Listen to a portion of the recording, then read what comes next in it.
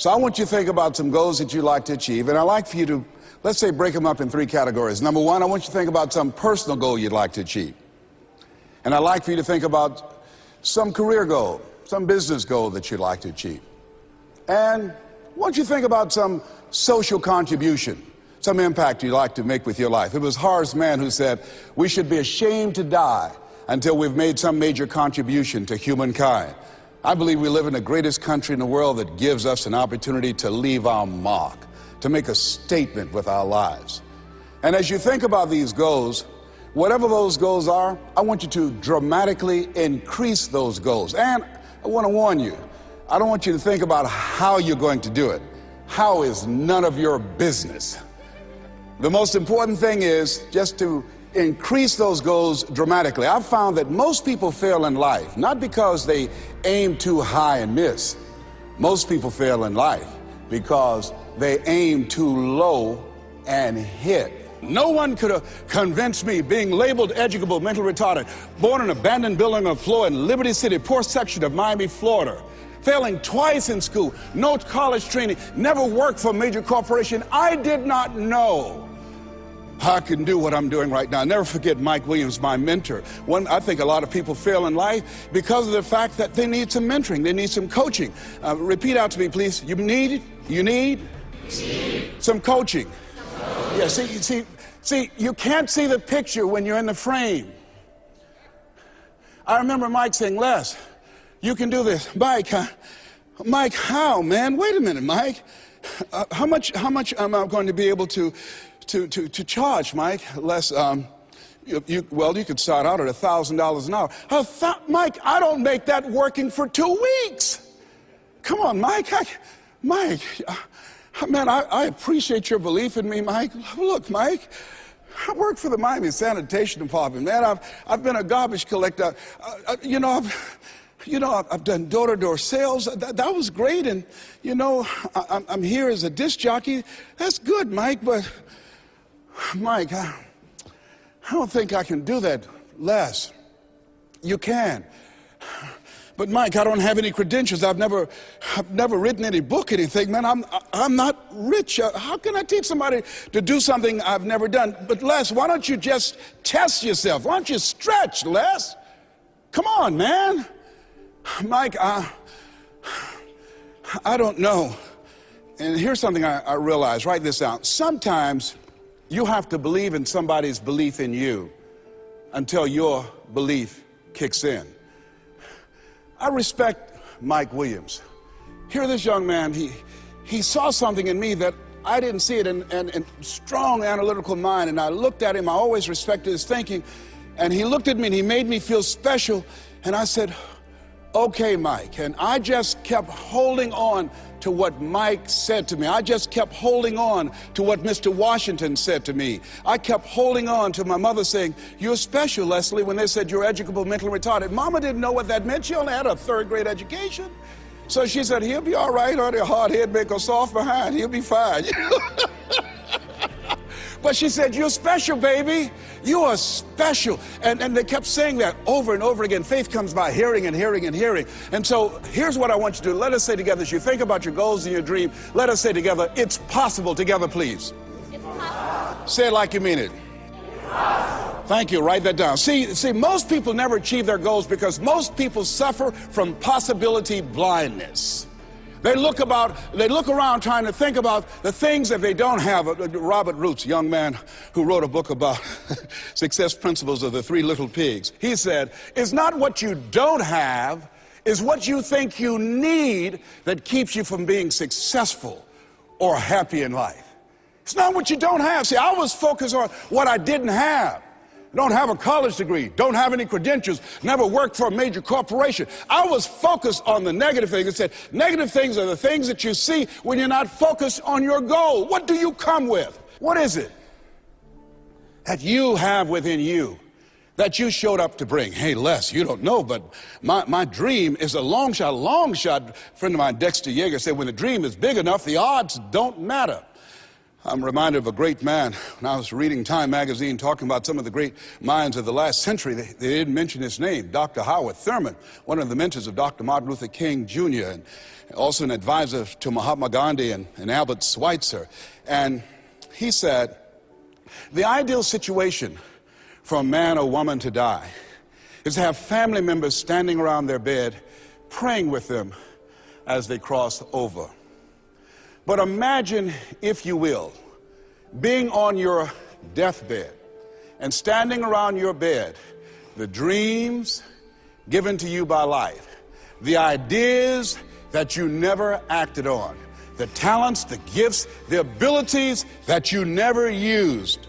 And there they are, standing around your bed, looking at you with large, angry eyes, saying, we came to you, and only you could have given us life. And now we must die with you forever. And the question is, if you died this very moment, what will die with you? What dreams? What ideas? What talents? What leadership potential? What greatness that you showed up to bring? That you allowed fear or procrastination to hold you back?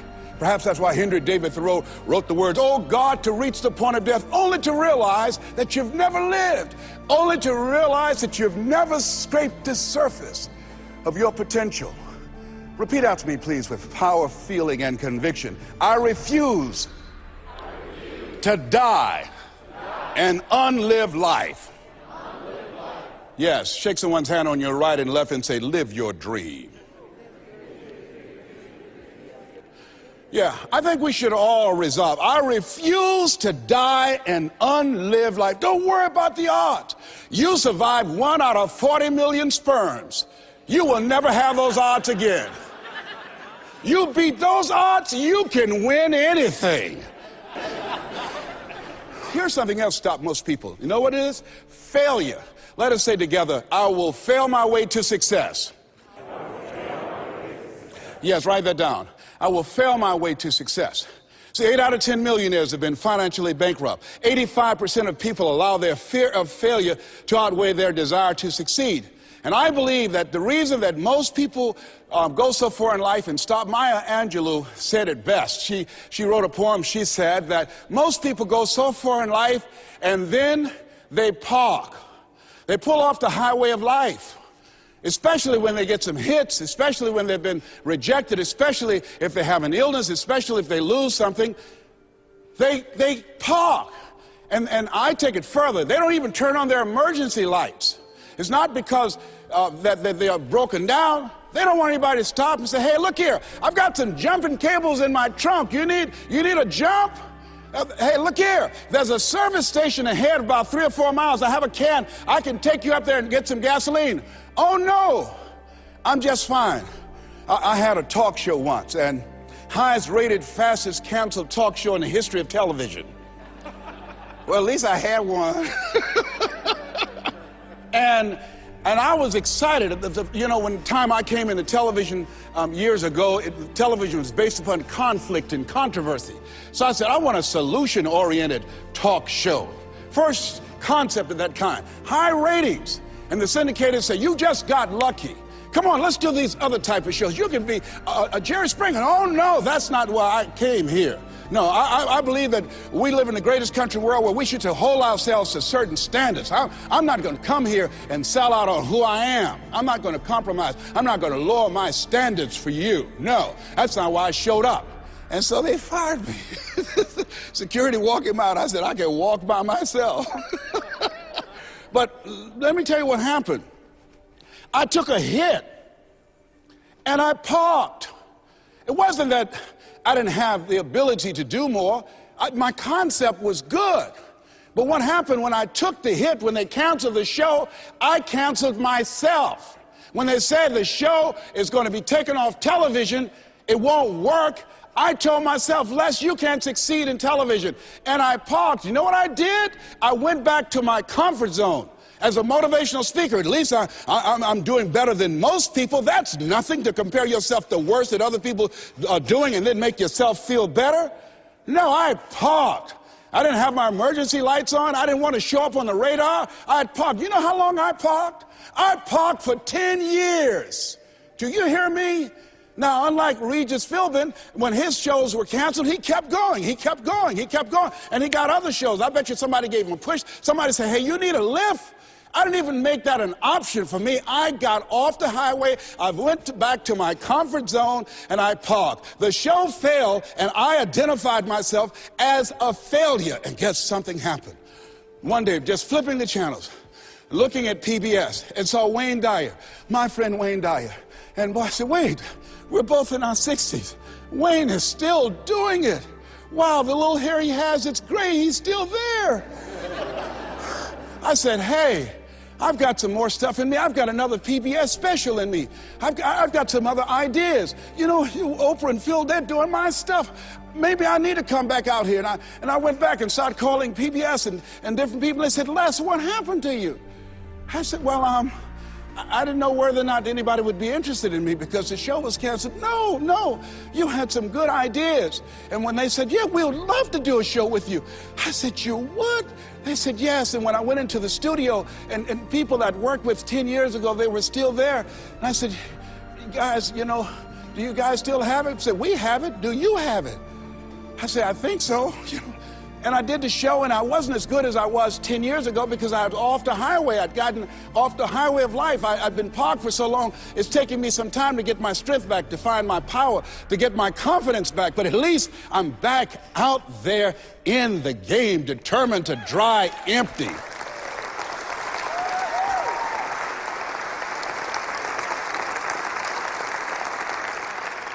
So I say to you, see, I only attract millionaires or millionaires in training. You're just going to get that in a minute. You have something special. You have greatness within you.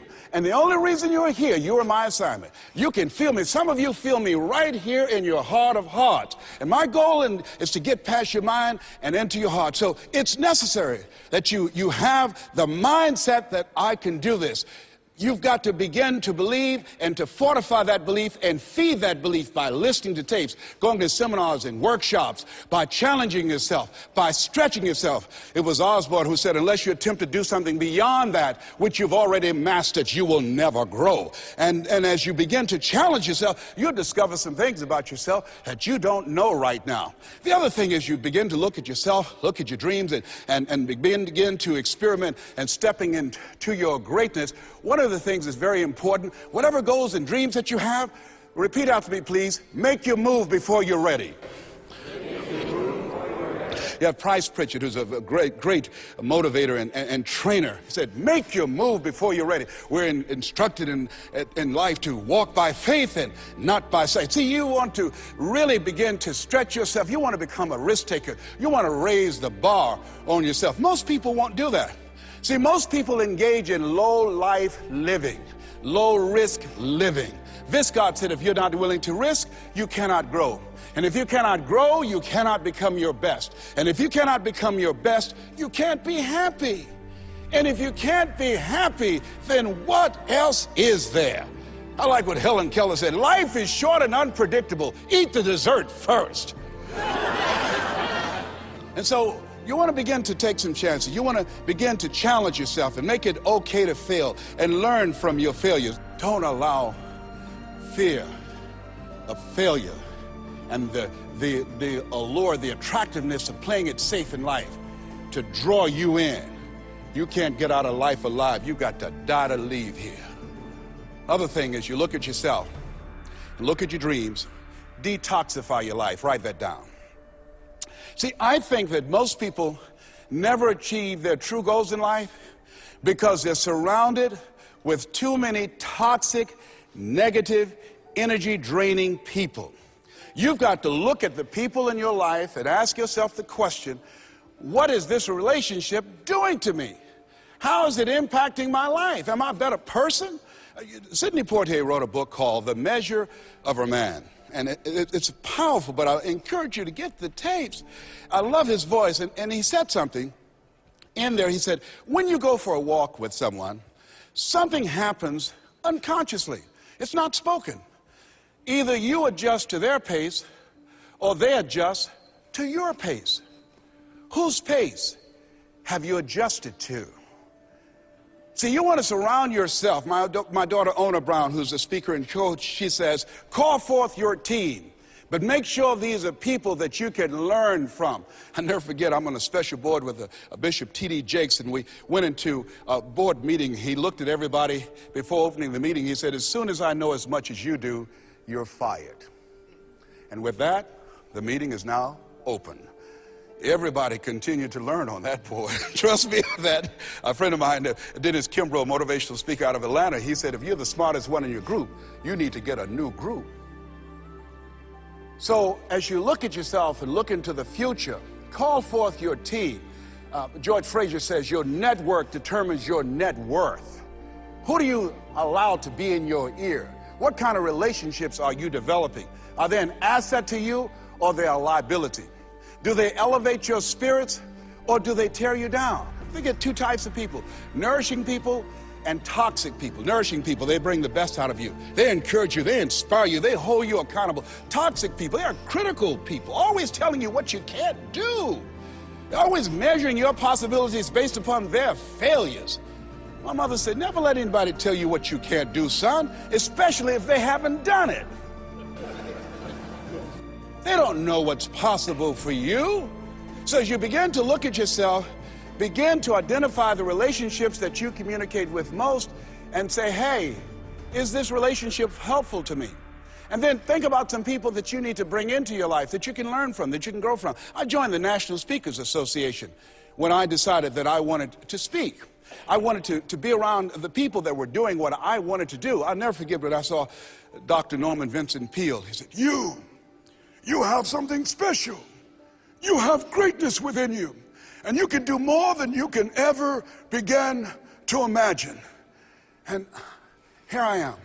And the audience said, oh my goodness. I'd read The Power of Positive Thinking 17 times. My hero. And I saw him backstage, and I said, Dr. Peale, hi, my name is Les Brown. I've listened to your tapes, and I've read your books. They gave them to us in special education, sir. And one day I would love to be on stage with you. And he looked at me and said, it's possible, young man. It's possible. But this man, when he spoke, he gave me goose pimples. Deep baritone voice, spoke from his diaphragm. You have something special. You have greatness within you. He override the inner conversations in my mind. I'll never forget a gentleman, what a brilliant man, a Harvard graduate, Dr. Carter G. Woodson. He said, if you can determine what a man shall think, you never have to concern yourself with what he will do. If you can make a man feel inferior, you never have to compel him to seek an inferior status, for he will seek it himself. And if you can make a man feel justly an outcast, never have to order him to go to the back door. He'll go without being told. And if there's no door, his very nature will demand one. See, we live in a world where we're told more about our limitations rather than our potential. How many of you have ever been told that you couldn't do something? Raise your hands, please. You know, MIT did a study that if I say to you, you can't do that, that 16 people have to come along and say, you can do that, you can do that, you can do that, to neutralize that, and the 17th statement that you hear, you can do it, will be the one that will finally stick. So you have to watch who's speaking into you. You've got to begin to monitor your mind. And you've got to begin to literally be proactive in programming yourself to success. Be ye not conformed to this world. Be ye transformed by the renewing of your mind. You've got to take responsibility to make that happen. And as you begin to do that, you'll begin to see some incredible changes in your life. I understand now when Earl Nightingale said, all of us are self-made, but only the successful will admit it. As you begin to look at your dreams and look at your goals, write this down. Know you're a vitamin. See, most people stop short of their dreams and park and get off the highway of life because of the rejections of life. You will always be rejected. It's no big deal. Jack Canfield said rejection is a myth. It's not like when somebody says no and then they slap you. No, it's just, to me, know you're a vitamin. Get excited about the no. Why? Because every time someone says no, that brings you another step to a yes. You're getting closer. Trust me, you will win if you don't quit. You will win if you don't quit. Even a broke clock is right twice a day. The other thing is As you look at yourself and look at your goals and look at your dreams, assess yourself. What are your strengths? What are your weaknesses? What do you bring to the table? When I looked at becoming a motivational speaker, I looked at all the speakers and I noticed that they were pretty much scripted. So I said, what is it that can make me stand out? I don't have any college education. I don't have any credentials. I never worked for a major corporation. What is it I can do to offset my weaknesses? And then something said, well, Les, and this is very important. Mr. Washington, Mr. Brown, yes, sir. What do you want to do with your life? I want to become successful. Good. He said, you must be willing to do the things today others won't do in order to have the things tomorrow others won't have. That's why you said you have something special. See, very few people go to seminars and workshops. They'll go to a concert, but showing up to get something that can expand their minds and help them to begin to see their lives differently, to give them a larger vision of themselves, they'll be too busy. Or they say, well, how much does it cost? Well, information costs, but it pays for itself. Here's the other thing is, ladies and gentlemen, let's say it's me. Yeah, see, it's possible you can live your dream. It's necessary that you have the mindset that I'm going to do this. But you've got to take ownership. You've got to decide, hey, I'm going to do this. You've got to take responsibility for your life. George Bernard Shaw said that people that make it in this life, they look around for the circumstances that they want, and if they can't find them, they create them. You've got to decide, it's me. You've got to say, and say this with conviction, I expect to win. Yes, I think it's important that we say that. You know, if you ask most people, do you want to become successful? They will say yes. Took my oldest son for a walk, my namesake. You know, we always expect our children to do far more than what we do. Said, Calvin, he wants his own identity. He's Leslie Calvin Brown, Jr. I stopped him, looked him in the eyes, and said, do you want to be successful, son? He said, yes, sir, Dad. Very good. Let's walk, son. Walk further. Stopped him again. I said, Calvin, look me in the eyes, son. Yes, sir, Dad. Do you expect to be successful, son? And he stood there and he looked at me and his eyes got glassy. And he said, let's walk. And the reason that he said, let's walk, because my son is very bright. Of all my children, he's perhaps the smartest one.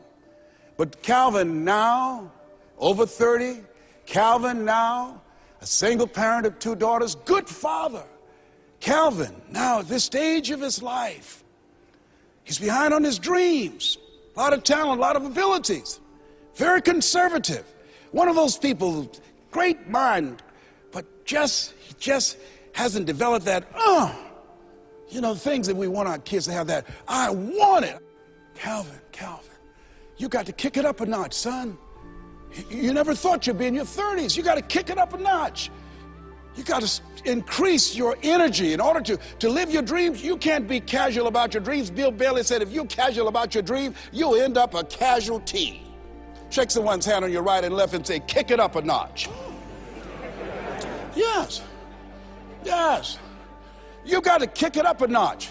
What is it you bring? And whatever you bring, you've got to kick it up a notch. What is your signature as you look at where you want to go and what it is you want to do? As you look at your product or your services, repeat out to me, please, provide more service than you get paid for.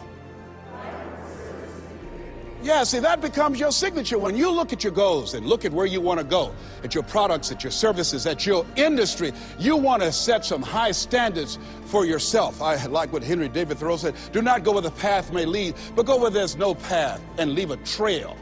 How is it that your industry will be done differently 5 years from now, 10 years from now? What is your reputation in your industry? When you come into a room and you leave, what's the scuttlebutt about you? Do people say, hey, that's a go-to person. That's a person, if you ask them to do that job, you're talking about the job being done. It will be done extremely well. Are you known for that person that stand out with what you do, that stand out with your quality of service, with your standards, always looking for ways to better your best? Are you one of those people that believe, well, if it ain't broke, don't fix it? Japanese believe it ain't perfect, keep working on it.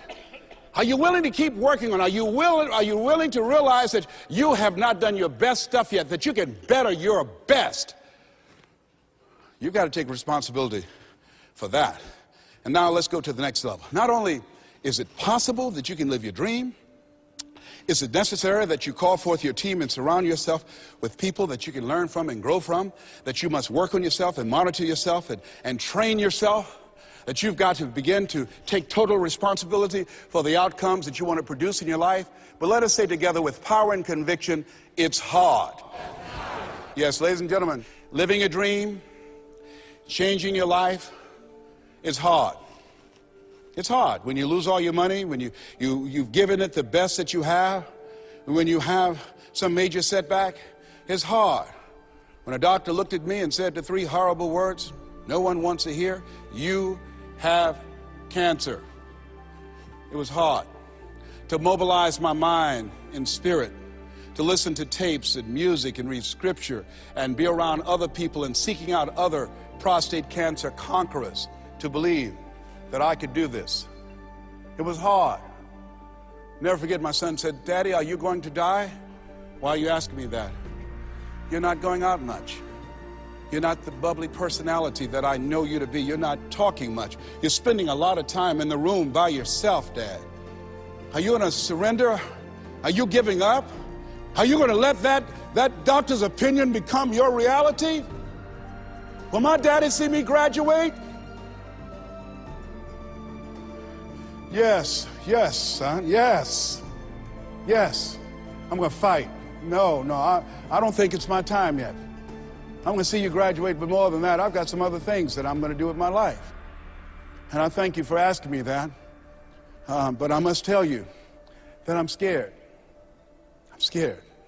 And I've never been in this situation before. It's been easy for me to talk to people and encourage people when they've had challenges in their lives. But it's me. And I don't feel less than a man in admitting this to you. Yes, I'm scared. And I need some help. Repeat after me, please. Ask for help. Not because you're weak, but because you want to remain strong. And ask for help. And don't stop until you get it. Yes, see, life is hard, and there are some moments in life when you're going to need some help. You're going to need somebody to speak to you. You're going to need somebody to say something to you. I have a friend of mine, Willie Jolly, who's a motivational speaker. He said, "A setback is a setup for a comeback." I had to listen to Willie's tapes. I have another friend, Kevin Brace, who's a speaker. He said, "Les, come on, man, you can do this. You can make this happen. You can hit a home run. It's a done deal. You are Les Brown. That cancer's got to get out of your body." I said, "Talk to me, Kevin. Talk to me." That's what I need to hear. I needed to hear those words. I don't care who you are. Many people won't allow themselves to ask for help because of pride. Pride cometh before a fall. Because of ego. Ego means edging God out. No, ask for help. Not because you're weak, but because you want to remain strong. And ask for help and don't stop until you get it. I'm here because a lot of people helped me. I'm here because a lot of people believed in me at a time when I was struggling to believe in myself. The other thing is, let us say together, it's worth it. Yeah, see, I think, and write this down, you got to find 5 reasons that will make it worth it for you. 5 reasons. What will make it worth it for you? Mine was, I want to take care of my mother. Mine was, I want to do something with my life. What will make it worth it for you? Mine is, I want to leave a legacy. Mine is, I refuse to die an unlived life. What will make it worth it for you? Repeat after me, please. You got to be hungry. Mr. Washington said, "Mr. Brown, what do you want to do with your life?" I said, "Sir, I want to become a disc jockey." "Is that right?" "Yes, sir." "Good. Mr. Brown, you got to be hungry." He said, "I want you to listen to Paul Harvey. He's the world's greatest communicator. Always find a coach or mentor, someone that's doing what it is you want to do. Watch them. Listen to how he does the rest of the story. Listen to his voice, Mr. Brown. Develop your mind and develop your communication skills, because once you open your mouth, young man, you tell the world who you are. And don't forget, Mr. Brown, you got to be hungry. Take the time to develop yourself." So I started training and working on myself. And then pretty soon I came to him. I said, "Sir, I've been working on myself. I've done the things that you told me to do. I listen to Earl Nightingale all the time and Zig, and I've been reading Dr. Norman Vincent Peale's book, and I'm ready. I practice every day 2 and 3 hours, sir. Is that right?" "Yes, sir." "Very good, Mr. Brown. You got to be hungry." I said, "Why do you continue to say that?" "Sir, people that are hungry are unstoppable, Mr. Brown. People that are hungry, no excuse is acceptable. Go out and face the music, young man. And don't forget, stay hungry and know your vitamin. I went to apply for a job on Miami Beach. Milton Butterball Smith was the program director. Hello, Mr. Butterball. How are you, sir? My name is Les Brown, sir. I like to be a disc jockey. He said, young man, you have any journalism in your background? No, sir, I don't. You have any experience in broadcasting? No, sir, I don't. He said, I'm sorry, we don't have any job for you. I went back and I told Mr. Washington. I was devastated. I said, Mr. Washington. They said, no, they wouldn't even allow me to audition for them, sir. Mr. Brown, don't take it personally. I told you, know your vitamin. Most people are so negative, they have to say no 7 times before they say yes. Be unstoppable, Mr. Brown. You got to be hungry. Go back again. Yes, sir. Hello, Mr. Butterball. How are you, sir? My name is Les Brown, sir. I like to be a disc jockey. Young man, weren't you here yesterday? Yes, sir, I was. Didn't I tell you no yesterday? Yes, sir, you did. Then why are you back today?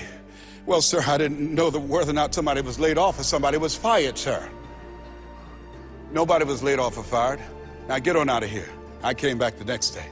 Hello, Mr. Butterball. How are you, sir? My name is Les Brown, sir. I like to be a disc jockey. I know what your name is. Weren't you here the last 2 days? Yes, sir, I was. Didn't I tell you no the last 2 days? Yes, sir, you did. Then why are you back today? Well, sir, I didn't know whether or not someone got sick because someone died, sir. No one got sick or died. No one was laid off or fired. Now, don't you come back here again. I came back the next day talking loud, looking happy like I see you for the first time. Hello, Mr. Butterball. How are you? He looked at me with rage. He said, go get me some coffee. I said, yes, sir. So I became the errand boy for the disc jockeys. I'd go get their lunch and their dinner, and I'd stand in the control room, memorizing their hand movements on the control board and all the instruments, learning everything that I could because I expected to be behind that microphone. Then one day, it was a Saturday afternoon, and a disc jockey by the name of Rockin' Roger was drinking while he was on the air. Rockin' Roger got so drunk, he started slurring his words. He was about to fall off the chair. He obviously could not complete his program. And there I was, looking at him through the control room window. A Saturday afternoon, I was the only one there, young, ready, and hungry. Walking back and forth saying, drink, rock, drink. Drink, rock. I'd have gone and get him some more if he'd asked me to. Then pretty soon the phone rang. It was the general manager, and I answered the phone. I said, hello? He said, young boy, this is Mr. Klein. I said, I know. He said, Rock can't finish his program. I said, I know. He said, would you call one of the other DJs in? I said, yes, sir. I hung the phone up. I said, you must think I'm crazy. I called my mom and my girlfriend, Cassandra, and said, y'all come out on the front porch and turn up the radio. I'm about to come on air. I waited for about 20 minutes, and I called him back. I said, Mr. Klein, I can't find nobody. He said, young boy, you know how to work the controls? I said, yes, sir. He said, go in there and segue the records, but don't say nothing here. I said, yes, sir. I couldn't wait to get old Rock out of the way. I put on a fast record. I said, look out, this is me, LB, Triple P, Les Brown, your platter playing papa. There were none before me, and there will be none after me. Therefore, that makes me the one and only. Young and single and love to mingle, certified, bona fide, doubly qualified to bring you satisfaction and a whole lot of action. Look out, baby, I'm your love man. I was hungry.